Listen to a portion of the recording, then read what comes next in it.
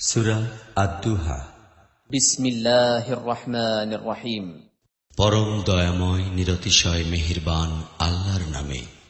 والضحى والليل إذا سجى ما ودعك ربك وما قلى وللآخرة خير لك من الأولى।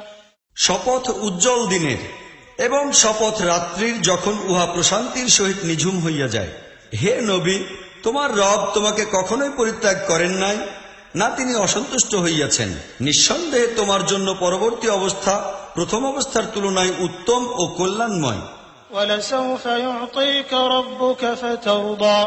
আর শীঘ্রই তোমার রব তোমাকে এত কিছু দিবেন যে তুমি সন্তুষ্ট হইয়া যাইবে। أَلَمْ يَجِدْكَ يَتِيمًا فَآوَىٰ।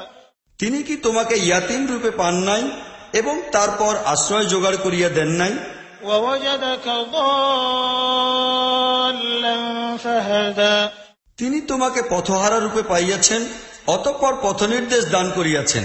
وَوَجَدَكَ عَائِلًا فَأَغْنَىٰ।